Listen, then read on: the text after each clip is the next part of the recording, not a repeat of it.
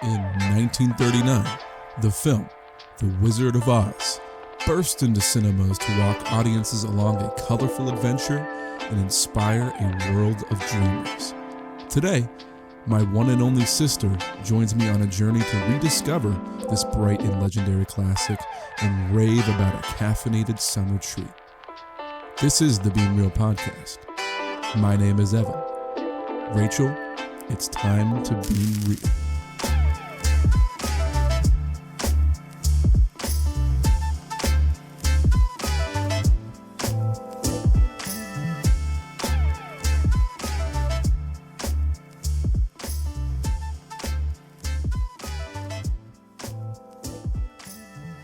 Hello and welcome to the Being Real Podcast. I am joined today by my lovely sister, Rachel Shableski. Rachel, how are you doing? I'm doing well. How are you? I'm good. I had a very, very relaxing weekend. I was finally doing nothing and could just enjoy me, myself, and time with my wife and in-laws. Very nice. I'm very jealous. I worked 6 days in a row, so I had a peaceful day. A peaceful day is a good day at work. And honestly, on like a Sunday, I think Sunday is honestly my favorite day of the week because there's just Really? such like relaxation like coating over it. I don't know. It's just good vibes. Sundays are relaxing. I like it. I like a nice rainy Sunday, Yeah. like staying indoors. For sure. Being the third guest on the podcast, I took a little bit of a break after the second. The work was weighing heavy on my mind. I wanted to invite you on as a close member of my family to get me back into the swing of things. And I think for the audience, I just wanted to know if you could talk a little bit about you, Sure. who you are, where you're from, where you're living now, and what you do for work. Of course. So hi, I'm Rachel again. I'm Evan's little sister. I would like to state for the podcast viewers that I did find a job because if you remember back on episode 1, our mom had talked about how I just graduated college and she hopes that I find a job, and I did. So I'm a supports coordinator. Woo! So, I hope people get and maintain their services. And so it's a very fulfilling job. I really enjoy it. I just moved out of my parents' home as well. So I'm in my first apartment, another milestone. So just enjoying that, kind of a little bit chaotic, a little bit, just, still getting my grounding at work and also trying to move my whole life into a smaller living space has been a little chaotic, but I'm enjoying every second of it. So yeah, I think that's a little bit about me. You have been through quite a few milestones recently, from graduating college to now moving into your own space. And it's nice to gain a little bit of that independence. But, I mean, what can you speak on the things that you lose when you move out? The dogs. We have 2 Jack Russells here at home. Bandit and Phoebe, they're the best. So there's I like that that's what your mind immediately goes to. Oh my God, like the animals. I'm such an animal person. I know the animal lovers out there will feel me on that one. Obviously, I miss seeing mom and dad every day, just checking in, seeing how they are and stuff like that. I guess kind of because I moved in with my boyfriend as well. So like my own, having my own separate living space, if that makes sense. I feel like him and I have been really good at balancing like personal time and like, togetherness. But I guess you kind of lose that too, going home to your separate entity, your separate bedroom, and now it's all combined. So that's a newer thing that I never had to share a bed with anybody else. So yeah, when you enter the workforce and leave for the start of your new life ahead, you do it is a balancing act almost. Yes. Because you start to realize how, in the swing of things, how much you want to check on people, how much you need time management skills come into the picture. Right.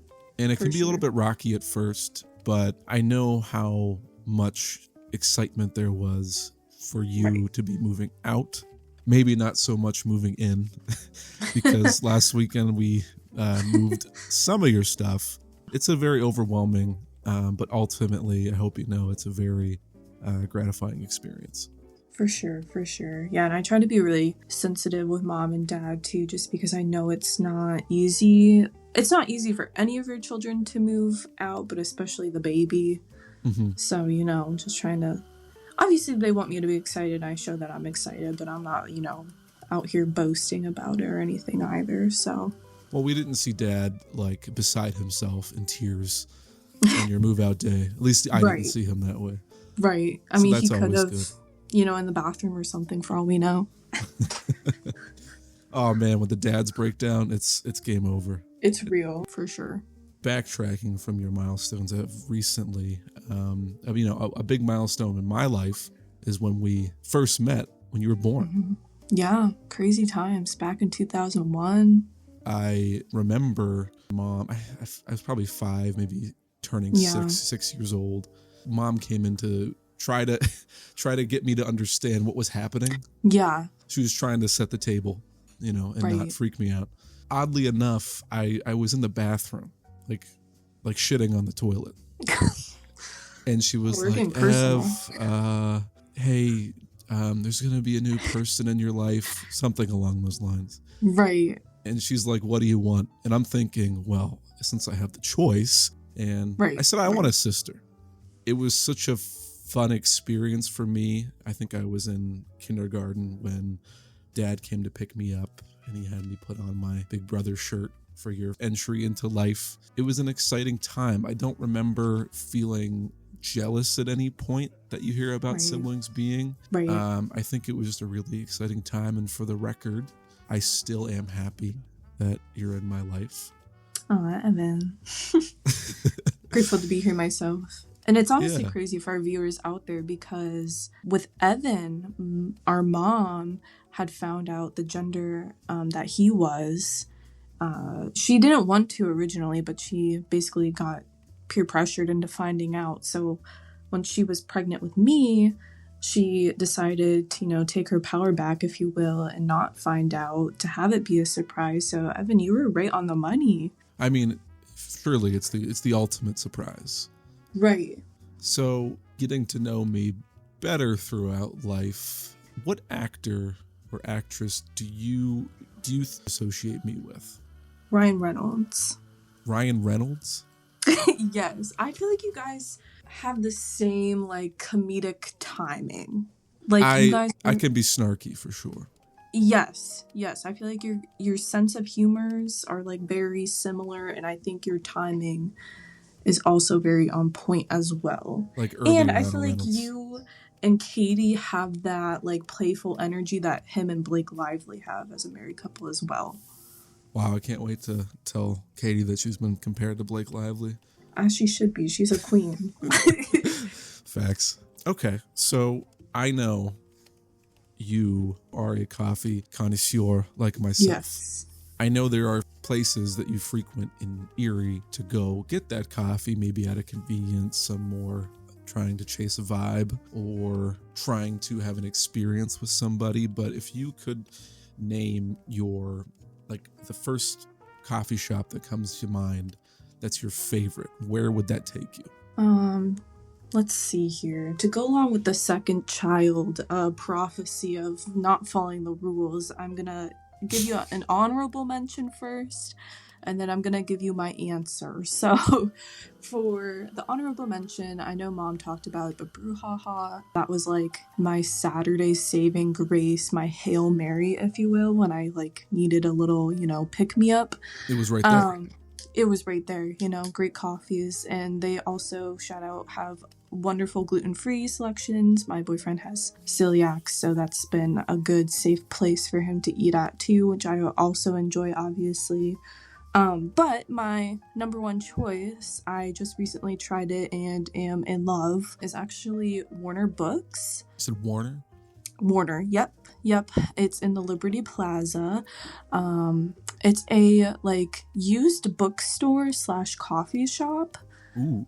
Local to Erie, so I've really been enjoying their iced caramel macchiato, and getting to pick and sort through some books there as well. It's a 2-for-1, really.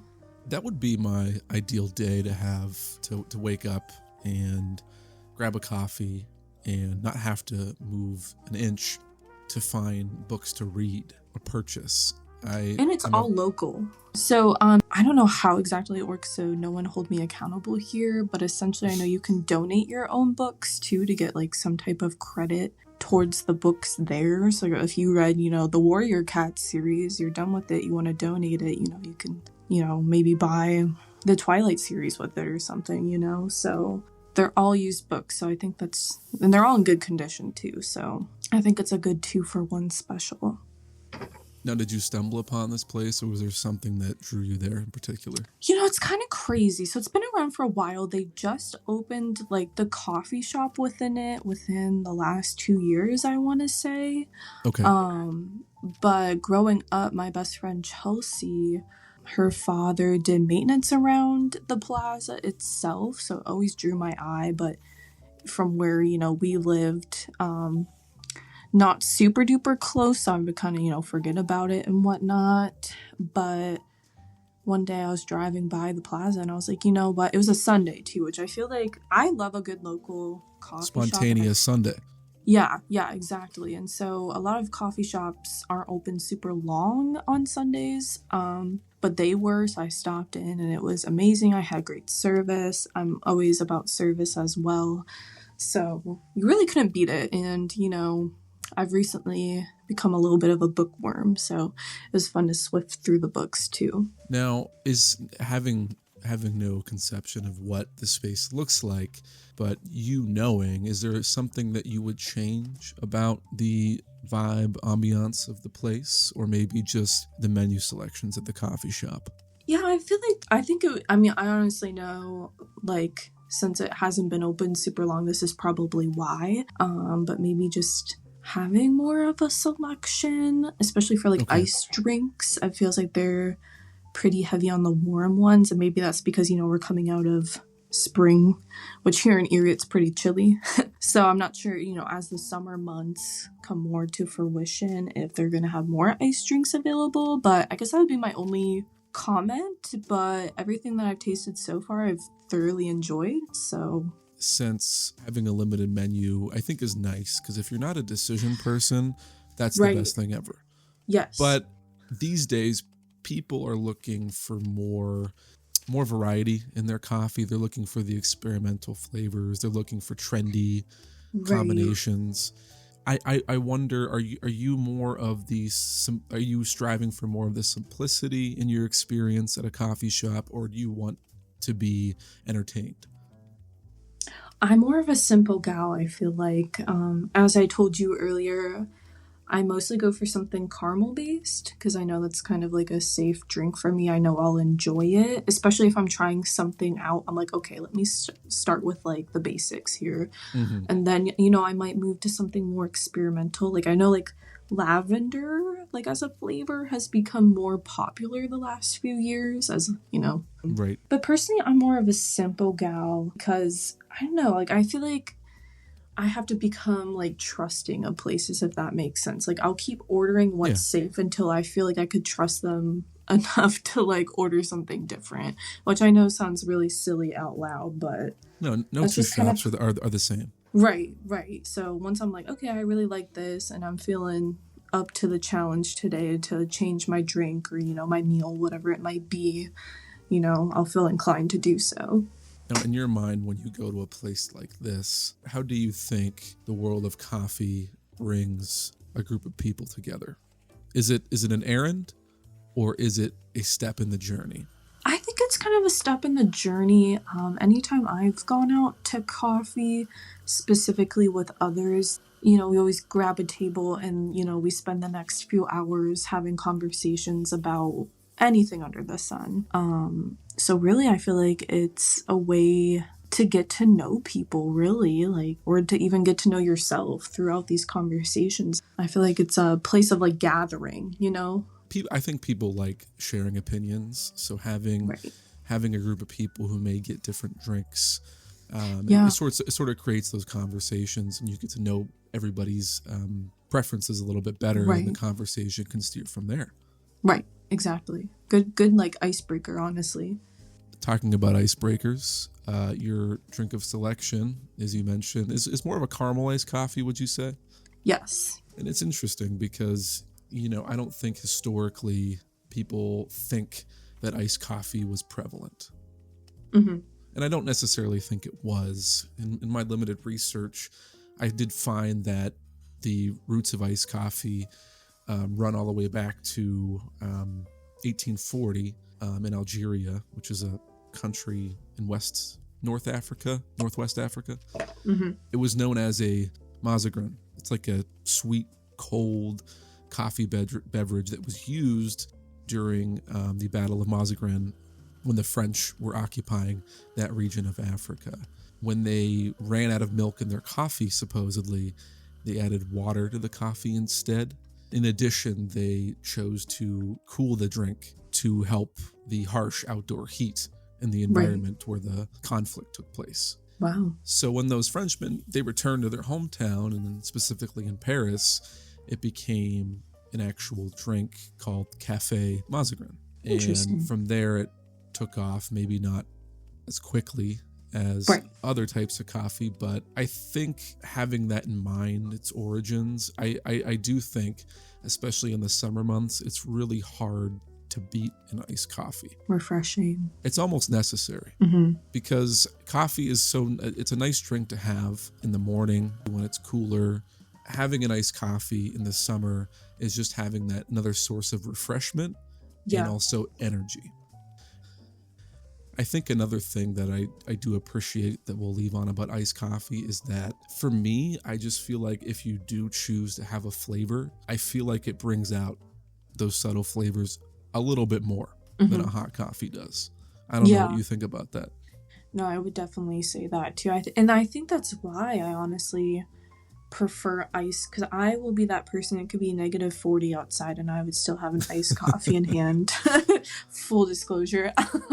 And I feel like that's the reason why I tend to gravitate towards it time and time again, is because you can truly taste that flavor that you ordered. Exactly. I think the syrups and the cold foams and all the other various flavors have definitely made like a cold brew even a little bit more accessible to a millennial Gen Z audience who's looking for those bright and bold flavors. Right, and something fun. It's something you can share. Right. So we're here to also talk about something that's also very bright, something that was bold for the time. Something Technicolor. Exactly. The 1939 American musical fantasy film, The Wizard of Oz. Mm-hmm. Now, this was a film produced by MGM. Yep. It was an adaptation of L. Frank Baum's 1900 children's fantasy novel, The Wonderful Wizard of Oz. Yep. It was, primarily, it was directed by a man named Victor Fleming. Mm-hmm. There were actually multiple hands in the direction of this movie because he himself left the production to take over the rocky start to the filming of the movie classic Gone with the Wind. Yeah, which is funny because they actually fought in the box office too, which is crazy to think about. I mean, those two films would, for all intents and purposes, be like blockbusters of the old time. Right. They were both groundbreaking in their own ways. Gone with the Wind in its storytelling, The Wizard of Oz in its staging and production. Yeah. Now, MGM taking over the production of this film, I just have to say, as a one-off, I love the MGM lion. I am an absolute sucker for the production companies that are featured in the movies before they start. I went to see a movie in the early spring called Late Night with the Devil. Okay. People were mocking it online, specifically the opening to the movie, because there was production company after production company. There was 13 you had to sit through. But me, I was in my glory. Right. I was in my glory. I like when they throw it back. Maybe an old production company that goes back and throws in their classic logo. Right. I need to start getting into that lore because it excites me.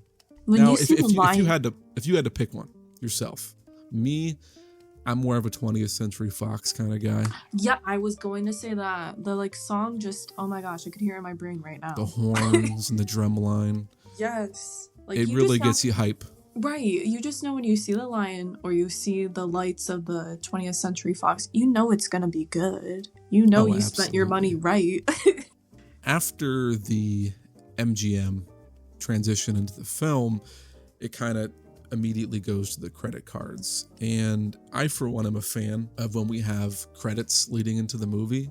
Mm-hmm. And they have like a nice song piece, maybe imagery leading into the movie. Because to me, that's just like, okay, I'm getting settled in. I got my popcorn. Right. I got my drink. And it's just a nice segue. When they immediately go into a film, I'm like, ew.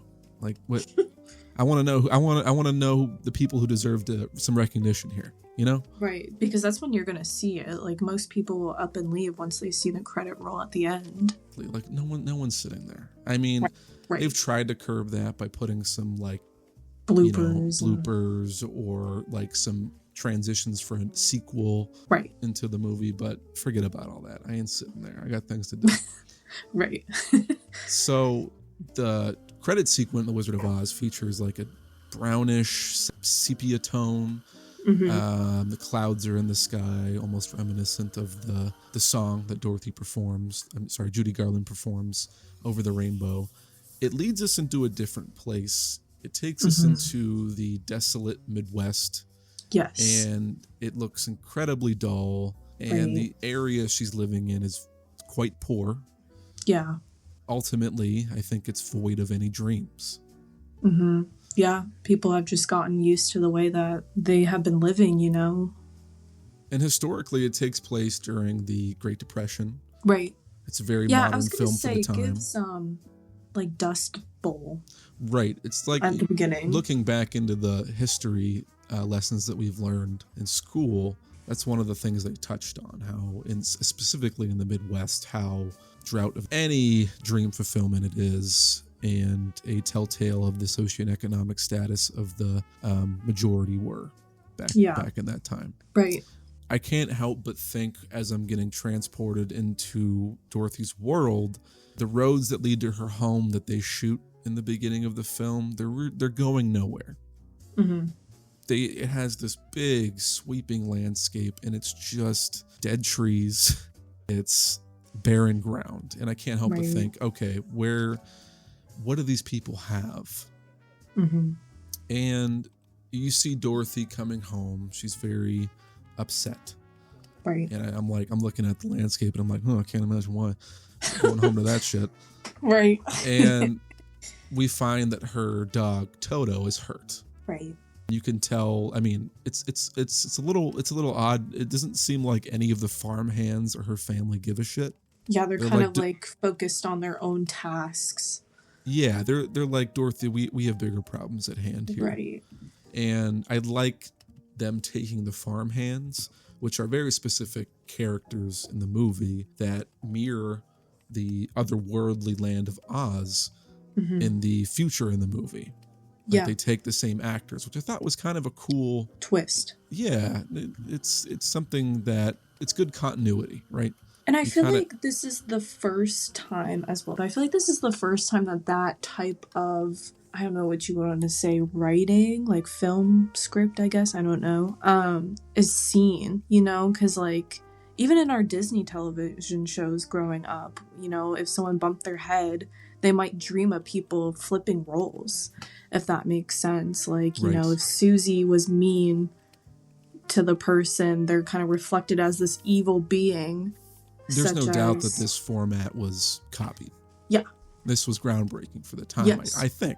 I think so, too. I think it's very iconic, if you will.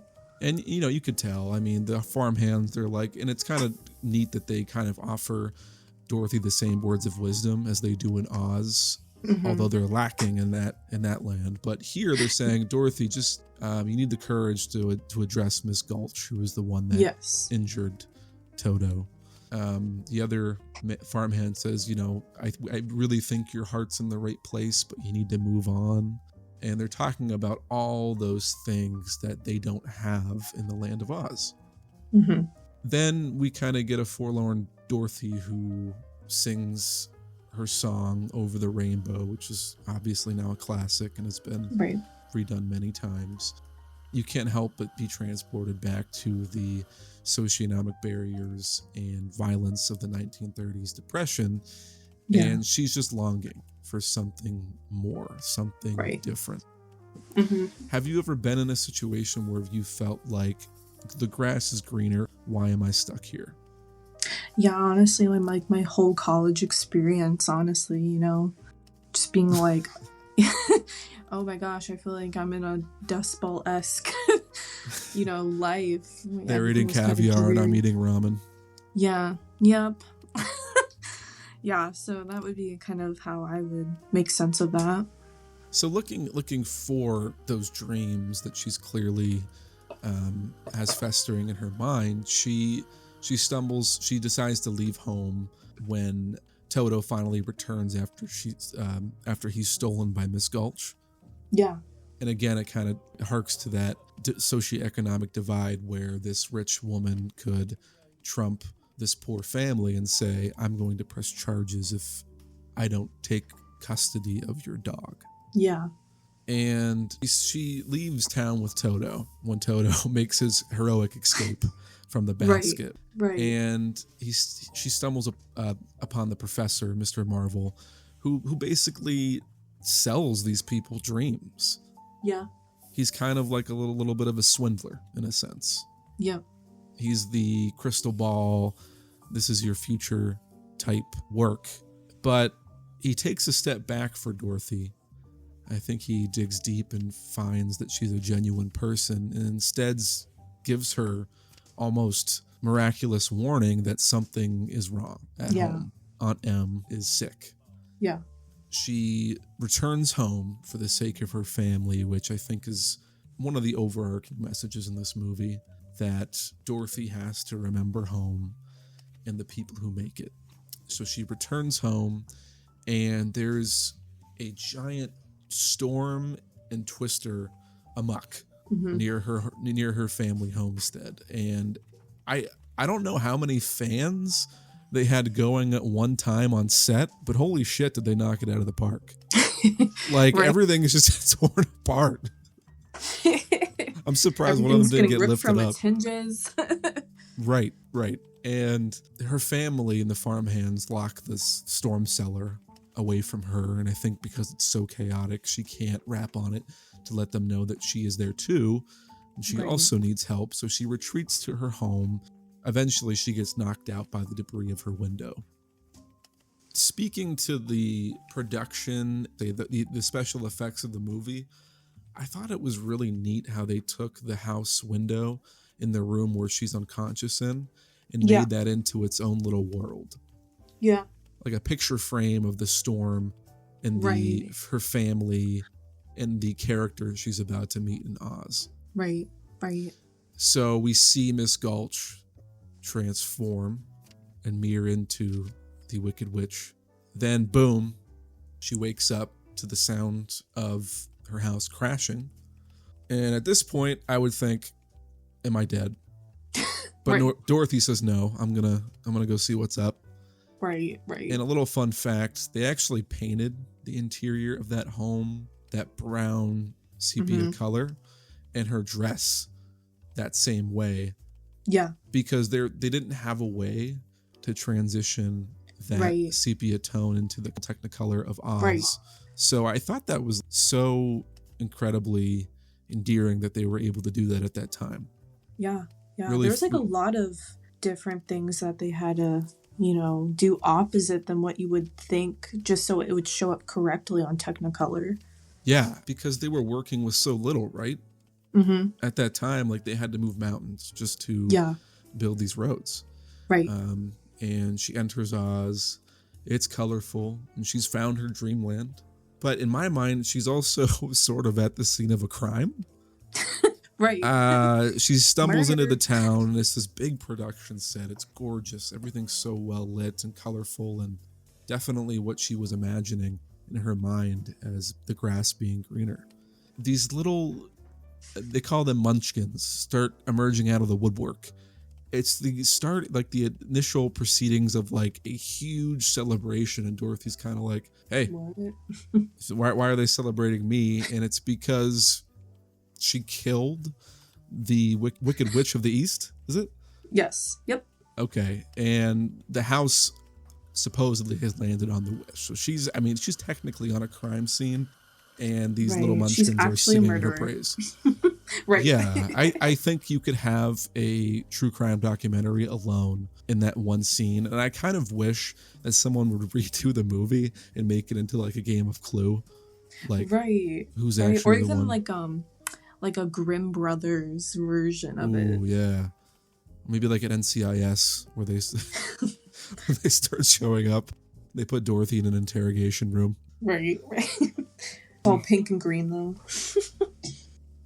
They start singing their song, and one of the lines reads, "You killed her so completely that we thank you very sweetly." Yeah. Taking away the fact that Dorothy might be responsible for this. Maybe she is, maybe she isn't. She just woke up. We don't know. Right. Wouldn't you, as Dorothy, be a little suspicious? Like how much they're celebrating, and you just got to town. Mm-hmm. I mean, if you look at the supposed quote-unquote witch, she's got some stockings on and these beautiful red slippers. Right. I don't know. She doesn't look evil to me. Right. Right. The only time I felt like, okay, maybe these munchkins do have a point is when the legs recede into the house. And I'm like, ugh. I'm like, Yeah. maybe they were right. Maybe they were right. Right. They sing their song, Ding Dong, the witch is dead. And somebody's mad. Somebody's very mad at Dorothy and the Munchkin village, and it's the Wicked Witch of the West, the East's sister. Yes. And she bursts onto the scene in a big flaming emerging smoke tide, and Glinda, the good witch Of the North. Yep. basically says to the Wicked Witch of the West, well, you want a house to drop on your ass? I can make that happen. Right. And she's gone. She's gone. She wanted her sister's ruby slippers, but Glinda said, nuh-uh, those are Dorothy's now. Right. That's her prize. What do you think is going on through Dorothy's head at this point? I don't know. I'm so like awkward in those types of situations. I feel like I would be apologizing personally. I like to, how you said everybody. those types of situations. Where have you been in a situation where the house just dropped on a witch and you're framed? Or I guess celebrated. Well, I mean, regardless, Dorothy's clueless. Like, right. They have to tell her She like just doesn't know how to proceed. They have to tell her like 8 separate times to follow her way to Oz to get home. I think they tell her 8 separate times, right? It's like one munchkin after the other. And honestly, and she's probably reeling with PTSD, and that's fair. Right. Traumatic. And they start to sing another musical number. And it's basically like, what if MapQuest were music? In a way, they're trying to tell her how to get there. I think maybe if we take a step back, and now that Dorothy is on her journey, I'd like to look at her various stops by character. Yeah. If you don't mind. I would love that, actually. I think it's fascinating. Okay. So my first question for you. Oh boy. Knowing you could pick between Dorothy, the lion, the Tin Man, and the Scarecrow, which character do you identify with the most? So it's actually funny. Mom asked me about this right before I came up to start filming with you. I feel like I am mostly like the Cowardly Lion. Okay. Because, he puts on this false front of being brave, and like, kind of being like a badass, whatever, and then immediately shudders under any pressure, any aggression that might come from the other person. So I really resonate with him personally. I can see that. that. I feel like we're both very anxious people that need a whole helping of courage, and we'll get to that. We'll definitely get to that. But her first stop as she's traversing the yellow brick road is another piece of farmland, interestingly, almost mirroring her home. Right. And it's none other than the Scarecrow. Mm-hmm. He's on the crossroads of the yellow brick road, hanging up like a Jesus. Maybe it was metaphorical. I don't know. Right. Each character we find needs something that they don't feel they possess. In his case, he believes with his heart that he needs a brain. Mm-hmm. Yet, when we see him taken off of his post, he is found to be a jolly, funny. I think now is a good time to probably also mention that I would, in addition to analyzing some of these characters, I'd like to take into account their musical number as well. Yeah. And I personally feel like the Scarecrow has the strongest musical number of the group. Interesting. You don't have to share that right now. I'll let you chime in on your favorite of the three. I find that Dorothy immediately questions him and says, "What do you mean you don't have a brain? We're talking right now." Right. And like, how is that possible if you don't have a brain? Exactly. And it kind of alludes to the fact that these characters, they have, maybe not the organ necessarily, but they have attributes that we give to these things, like a brain having intelligence, a brain being a sense of function, and he has those things. But at this point on the road, he hasn't discovered that yet. There hasn't been any trials for him to face to get to that point. So we move along.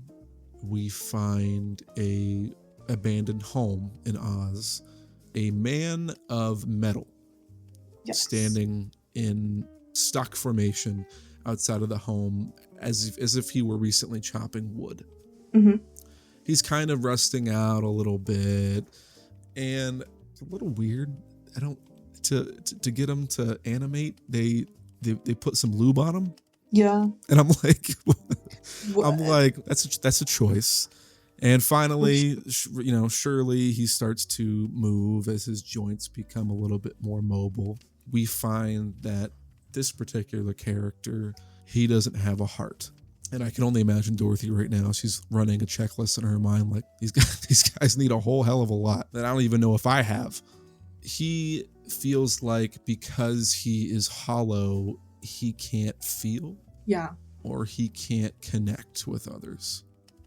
I can almost relate to that in a way where maybe I've gotten into a rough spot. I feel stuck, just like he was. And it's hard to relate to other people in those times because you're just so within yourself as if you were hollow. Right. And I can imagine. They made him very human just in that, metaphor. Yes. Do you think by joining this group, they help impart that on him, that he's able to make those connections? I think so. I mean, it's even kind of revealed at the end of the movie. I'm not going to spoil it because we're not there yet, but essentially, he found that he had it in him the whole time. Right. And I think you see more and more of it coming through fruition as they go through the trials and tribulations throughout the movie, because they were tested multiple times to get to Oz. For sure. And you immediately start to see him come to life as he's interacting with these two that he's, that they found him. I'm going to recant my initial vote as the Scarecrow having the best number, because I'm not saying the song is better than the Scarecrow's, but when the Tin Man starts dancing, I was going to say, it's a stadium performance. He hits the motherfucking Michael Jackson Smooth Criminal. Woo, woo. Yeah. And he blows smoke out of his head. I'm like, whoa, you have a ton of emotion in you, buddy.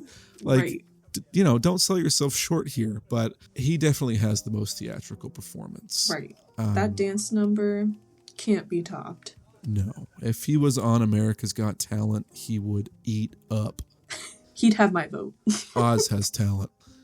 On our next stop, I think maybe we approach the last character that truly has a lot that you were relating to, someone who's a little bit squeamish of things. It's the lion. I think initially everyone's just naturally scared of him. They're in the forest, they're singing the number lions, tigers, and bears. Oh my. Right. And I'm thinking, that's a great way to it's a great way to curb all the violence in the jungle forest, right? Right. By calling out your enemies. Bold move. And the lion, obviously pops out to their cacophony. He immediately comes on a little too hard, right? Yeah. He's kind of playing a role. Right. I think that's a good way to maybe put it. It's like a anxious. facade. Exactly. Like, I feel like anxious people, they have to put on sort of a stone cold facade, right? Yeah, for sure. Because they don't want to recognize that there's some insecurities that need to be addressed. Mm-hmm. And it's okay to be forthcoming with those insecurities. And at first, that's something that the lion doesn't recognize. Like, as soon as Dorothy calls him out, like the bad bitch she is, you find that he withdraws into himself. Like, his whole demeanor, his body language starts to shrink. Yeah. Like, he just gets visibly smaller, too. Yeah, he's like twirling anxiously with his tail. The group slowly starts to realize this isn't the monster that he makes himself out to be. Right. And they invite him as well in the hopes that they can instill him with the confidence to be true to himself. Right. Just a small note on the lion's entry into the film. I don't think the actor, I want to see, I think his name is Bert Lahr. Yes. Yep. I don't know if he had ever seen a lion at that point, but he couldn't really decide whether he wanted to be a house cat, a pig, or a dog. He was kind of like... I feel like that was intentional, though, for the character personally, because, you know, when you think of a lion, you think of one of the most aggressive animals in nature. You think of, like, almost like the patriarchy, too, I feel like, at least personally. Yeah. You think of this really fierce animal. And so for him to put on this performance of at times being like that strong lion, but at times feeling like a house cat, you can kind of see where those insecurities are showing. Sure. Yeah, because he's putting on this maybe unsuccessful, scary performance as the person that he would like to be. But in the end, he says, and I quote, "I even scare myself." Right. And not only that is that relatable, facing one's insecurities, but he clearly needs a whole heaping help of courage. Right. Like one of the scenes, you know, I've seen this movie probably 20 plus times. One of the scenes I find the most funny is when the wizard sends them to, you know, go seek out the Wicked Witch, and he jumps out of the window. You're like, what? I mean, isn't that on brand, though, from what we learned from him from the get-go? It takes courage for him to do that, though, which I just don't think he realizes. Enough. And, you know, harking back to the trials and tribulations we were talking about, yeah, it's really on brand that he makes those character arc moves. And just an ending note on the lion. I feel like he has the weakest performance, but it's not his fault necessarily. Right. I feel like it was kind of intentional. It was rushed. I felt like it was rushed. But man, is it probably the most zestiest performance out of the three? Like, he's really hamming it up. And he's in touch with his feminine side. If only for a short while. Right. I think out of all the songs, like even as a child growing up watching this movie, I feel like his song always stuck out to me because I really love the lyric where he says, "I'm afraid there's no denying, I'm just a dandelion, a fate I don't deserve." I don't know, that lyric always just like stuck out to me, which I feel like can kind of like humanizes him as well, because, you know, sometimes we just feel so vulnerable and so insecure, sensitive, like a dandelion.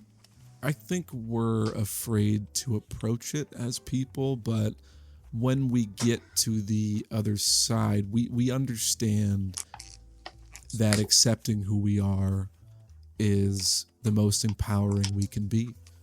Yeah. He's a clear-cut example of that. Mm-hmm. Yeah. Okay. Do you feel out of these three main characters, other than Dorothy, and skipping that you've given your favorite line of dialogue, which I actually do like that line, something that I highlighted as well. Is there a particular actor there that you favor? Like, you felt like maybe not their character itself, but someone you really felt brought it? The Scarecrow. Like, and that's, so I feel like I mostly relate to the lion, but I feel like Ray Bolger's performance was just phenomenal. It was really grounded, and he definitely doesn't step on the toes of the other characters like Bert Lahr maybe has to because of his character arc and being more confident. Right. But I think Bert Lahr had a background on Broadway, and it really shows because he's definitely chewing the most scenery. Yeah. And the Scarecrow, while the Scarecrow really, and Ray Bolger, really helps service the other characters by being the straight man. He's kind of lobbing up all of the energy and the jokes for others. But I think he does have one of the more charming performances in the film. Right. I definitely agree with that. And he's such a supporting character, too. Like, as a young woman myself growing up and watching the film, I felt like his character would be very safe and comforting to Dorothy.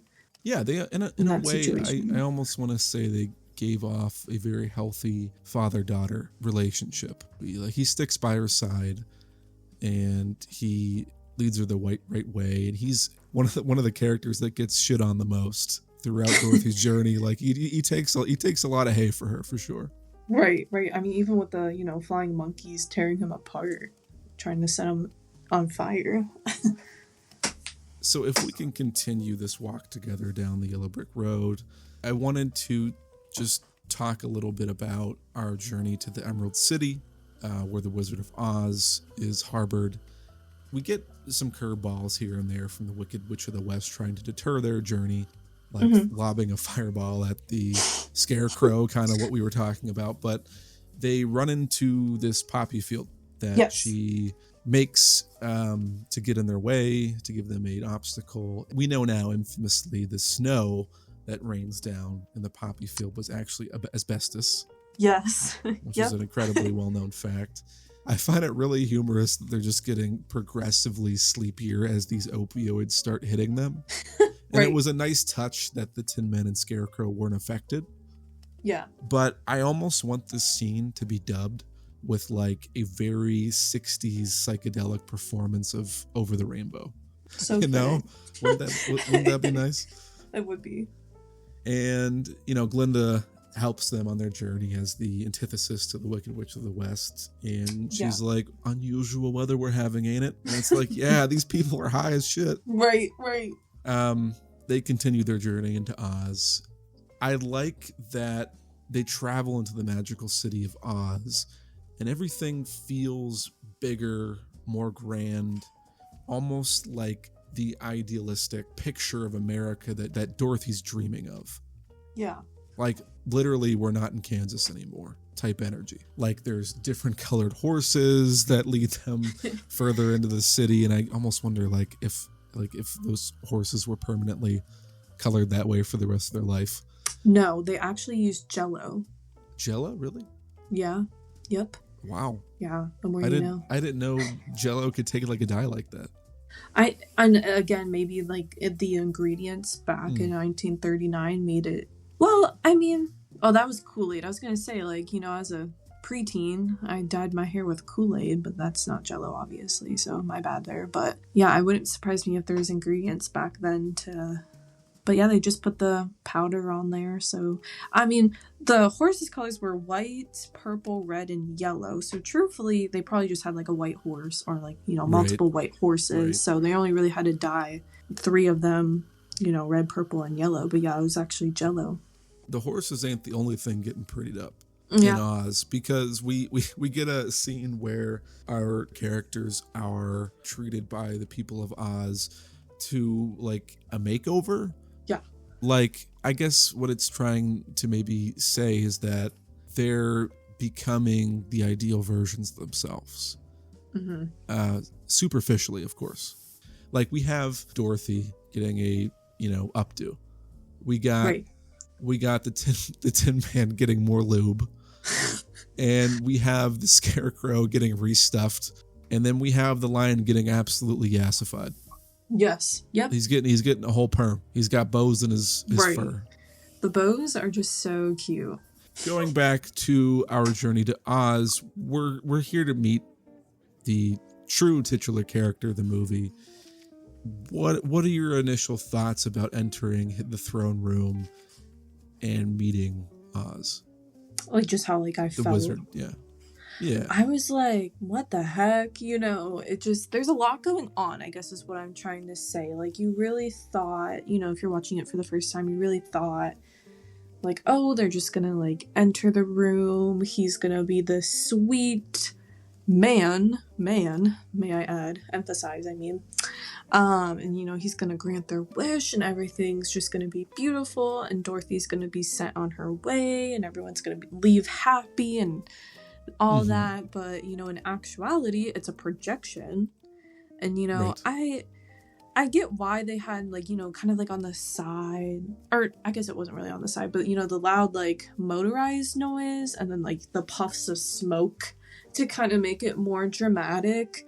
Yeah. Like, I just feel like if I was Dorothy in that situation, I would be so, like, kind of overwhelmed and almost, like, overstimulated because you're already, like, antsy, you know? You're like, oh my gosh, like, this is my one ticket home.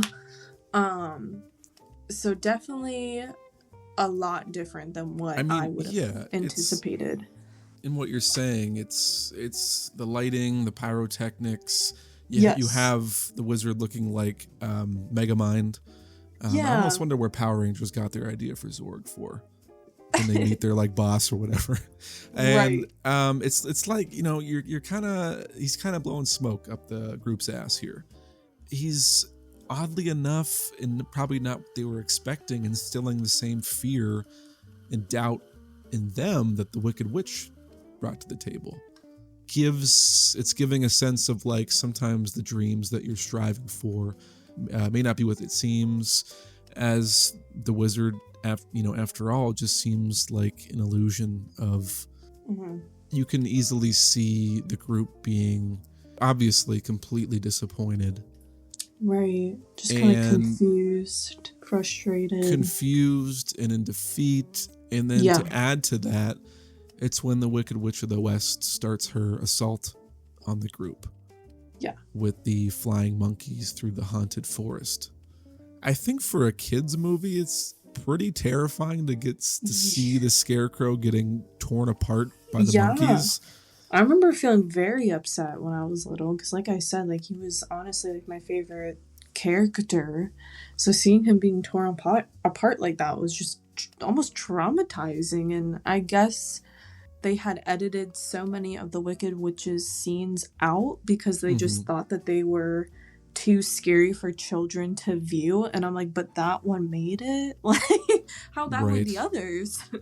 I'm sure, you know, even for back then, this was plenty scary, but I think we're so desensitized to horror now that some of these scenes seem a little bit cheesy, like the animatronic birds with the red eyes. And I mean, I think I heard Mom once told me that she was like truly terrified of these things back in the day. Oh, for sure. Nana too. I can almost see why, but to the production's credit, the special effects in this movie, especially featured from the haunted forest on, are so incredible for the time. Yeah. This movie truly was a modern blockbuster. Something that really struck me about the special effects with the witch flying around the castle. I think they might have done like a 3D model or something to achieve that. Right. Even the Twister itself. The Twister, yeah. The Twister was another feat in itself. Did you know they had exotic birds on the set in the backgrounds? I did know that. I did. Like, what? That's so random to me. But they had to pull out so many stops to make this magic happen. Right. And I'm thinking of what we talked about with the videography from the window of the Kansas home in the middle of the cyclone. And even like the eagle eye view of the group running through the castle in the haunted forest was amazing. I don't know how they achieved that without making that full scale. Right. I think that's an impressive shot. And even something as simple as the orb that the witch can see the land of Oz through is featuring all these shots of the creatures, of our heroes, our heroine, and then it even shows Aunt Em back in Kansas, reminding Dory that Dory finding Dorothy, reminding Dorothy that the land that she thought was going to be her dream destination in an idealized Kansas, America, can be just as frightening as the one that is her reality.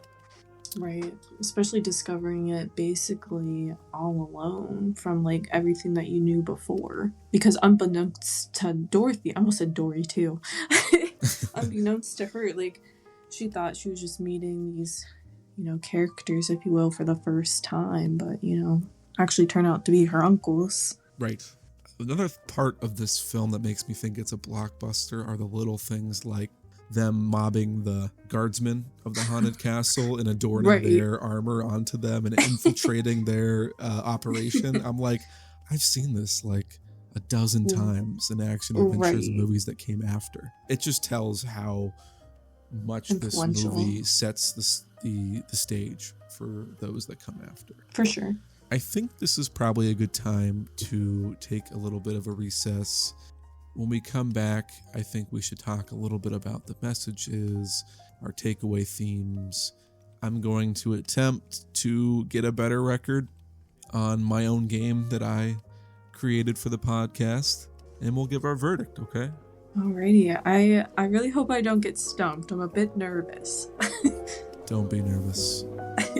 I'm losing.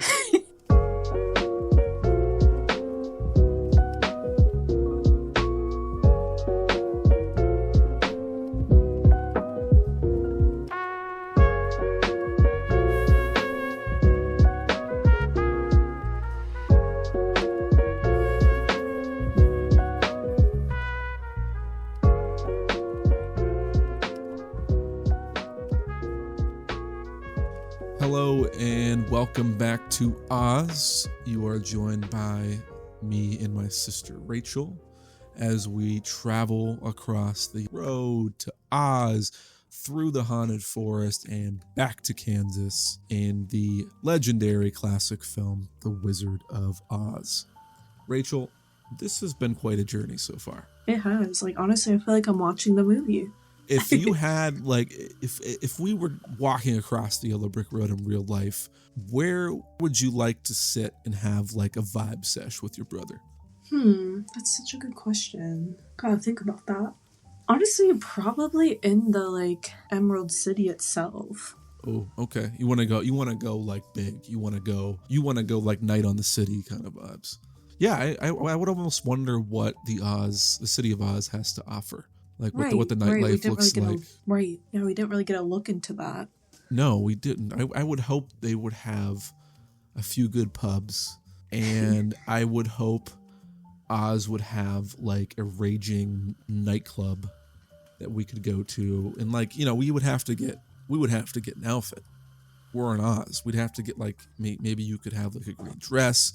I could have like a giant green top hat, maybe a cane, and we could be dripped out. Right. In Oz. I like so. that. I like that. I think if I could stop anywhere in Oz, I think I would just like to see if we could have like a little tea party in one of the Munchkin homes. I would also and what that would look like. Right. I was kind of thinking that too. I was like, because I love to collect teapots. I was like, I wonder if there's like we could have a tea party somewhere, but also like I don't know I would want everything to be to scale though. Like yes, everything. I want to be there real time. Want to put a little teacup between my pointer and thumb finger and I want a little crumpet. All right, so now that we're at the end of our journey to Oz, as Dorothy is reunited with her group at the end of the film, having learned lessons during their trials and tribulations, Glinda stating to Dorothy, "You could have returned home at any time. You've always had it in you." And she taps her ruby red slippers together. Mm-hmm. And it kind of echoes that message that we've been talking about, that we have all of these special attributes and we just have to look within. Right. Is there any other particular message that moved you while watching this for the 20th time? I think you kind of hit the nail on the head there. If I had to choose one, that would have been mine. Yeah, I mean, we've talked about friendship and having others lift you up.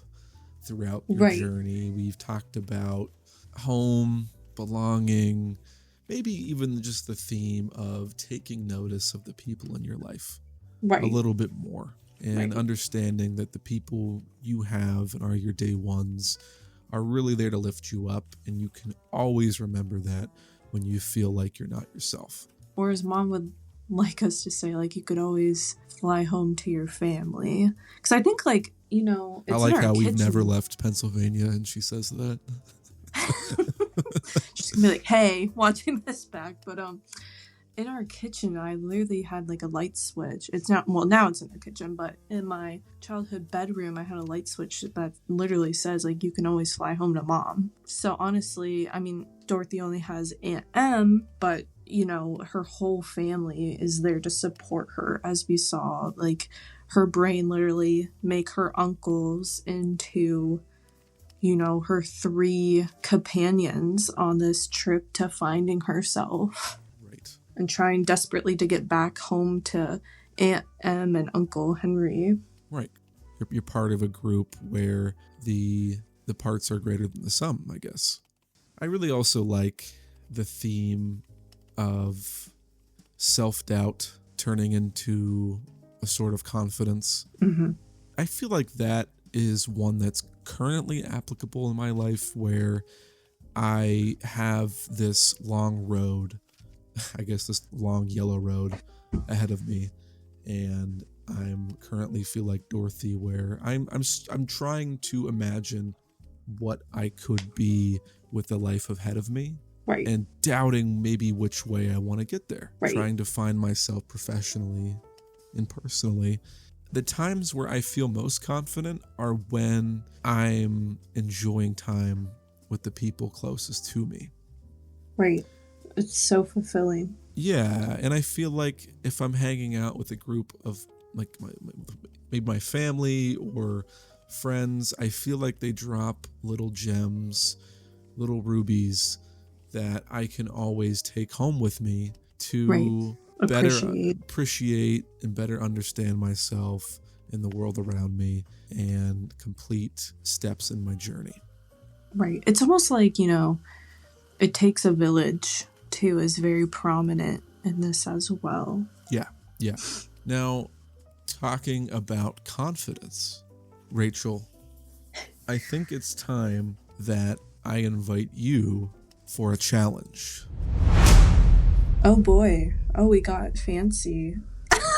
I've been waiting all episode to play that. That was amazing. Thank I'm you gonna play my so cards much for open. that. So, the game, 2 truths and 1 lie. I like to think that I made it, but it's not really original. But this will be original for us, I hope. There's going to be 2 truths and obviously a lie in the dust that I need you to settle.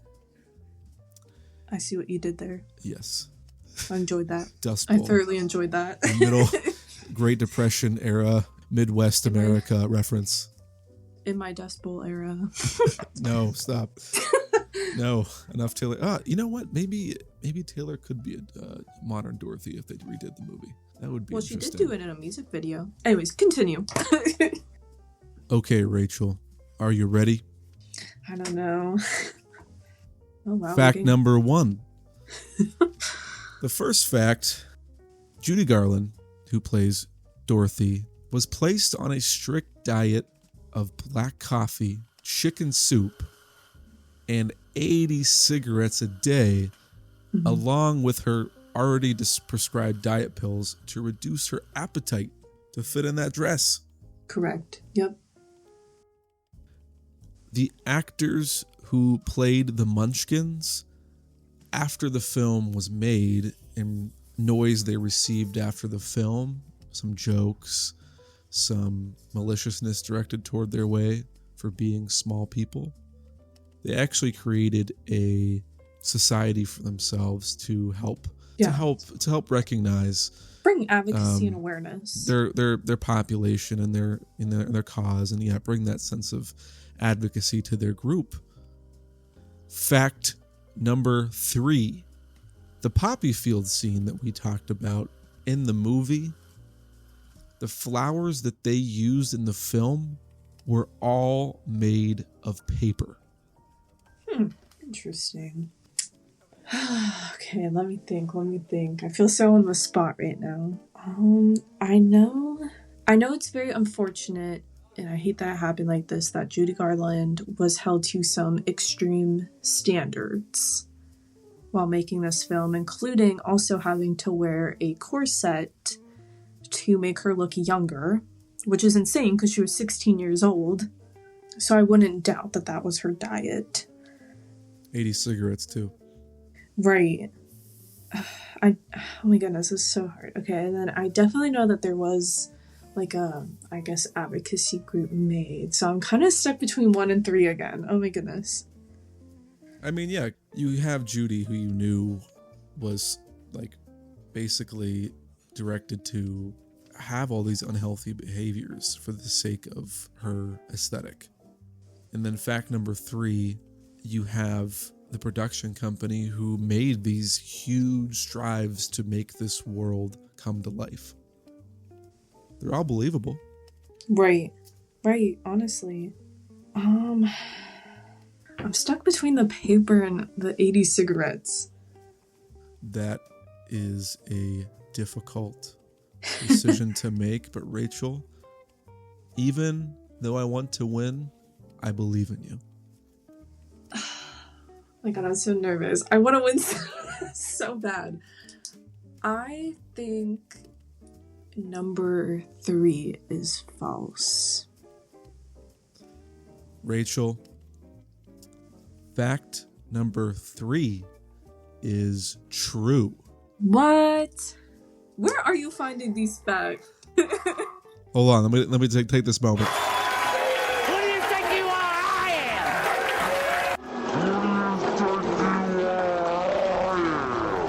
am. I found them online. Some were from the, there was like an American History Society that harbors one of the slippers, like the pair of slippers right now. It was not 80 cigarettes. That's impossible. I feel like the number was close, but it wasn't 80. 80 is just, that's overkill. Gotcha.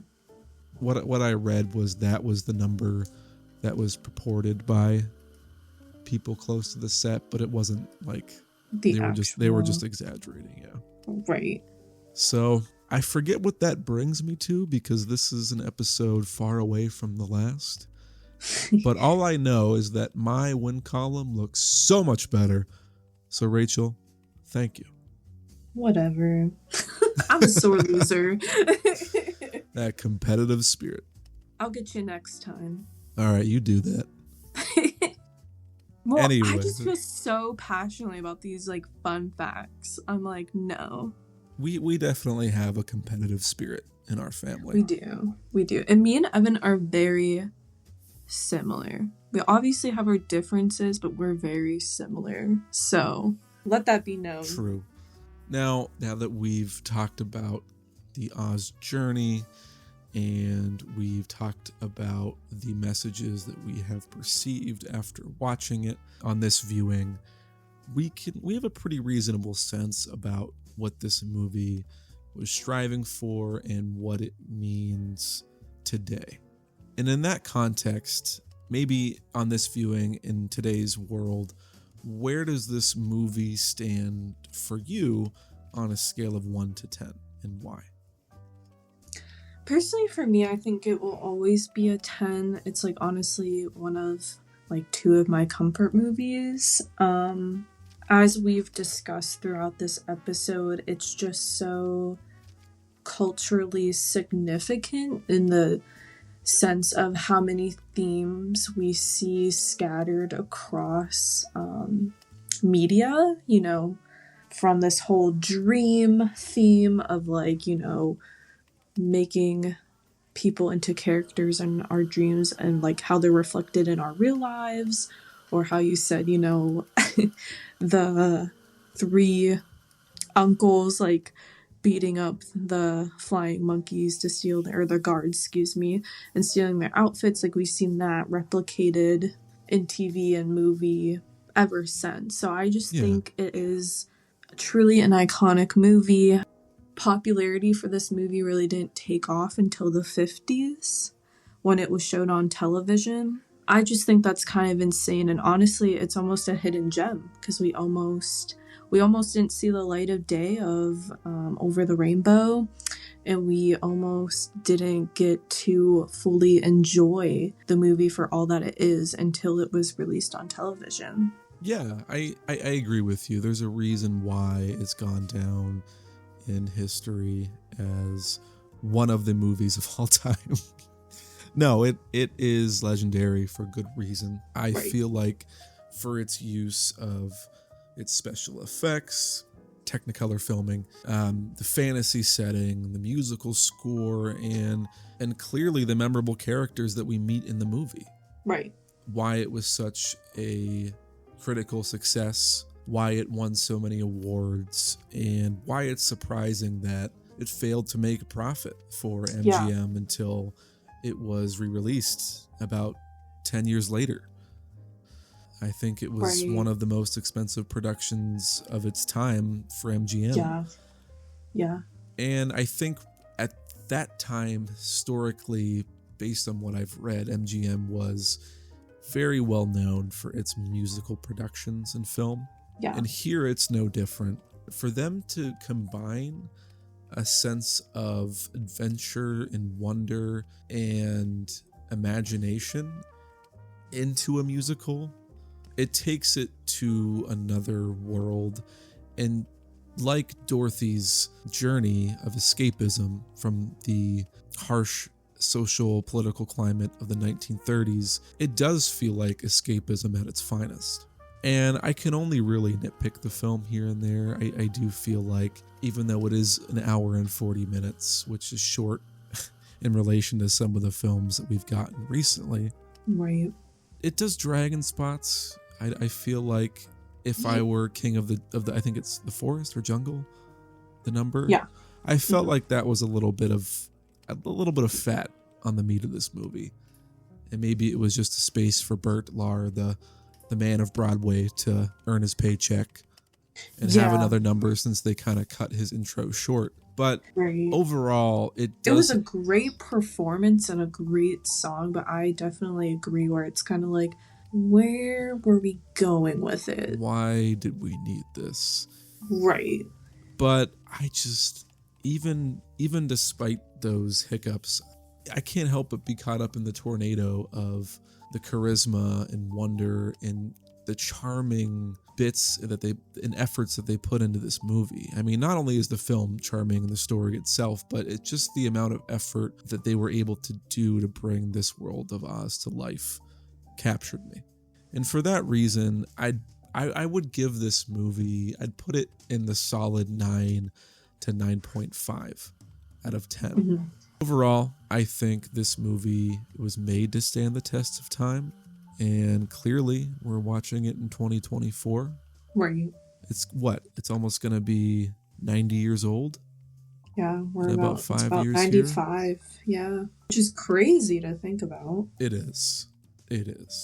If you were to watch this movie, maybe for the 21st time, one more time, Rachel, if you were to watch this movie again, maybe it's a Sunday morning, your favorite day of the week, it's raining, what drink would you like to pick up for this movie? Probably a hot chocolate. That's what I was thinking. Not even kidding. It's like a Mr. Rogers sweater. Yeah. It's like a hug from Barney. Like, this movie is just total comfort. Right, and not only that, but it's also just like getting to relive your childhood for that hour and 40 minutes. Getting to live in that world of wonder, regardless of what's going on in your life. Yeah, and I would recommend this to people who just need a break. Yeah. Just like Dorothy, they need a break from their little world. Step into something a little bit more colorful. For sure. Well, Rachel, I have enjoyed this walk down memory lane, across the yellow brick road, the trip through Oz, the frights of the haunted forest. And I think we can go back into the American workforce with a new perspective about the friends and the happiness we've made along the way. Couldn't agree more. To all of our Being Realers, thank you for tuning in to the latest episode of the Being Real podcast, the movie Wizard of Oz, the coffee, caramel iced coffee. And please take a moment to remember all of the family and friends that remind you of who you are and who you want to be. Thank you. If happy little bluebirds fly beyond the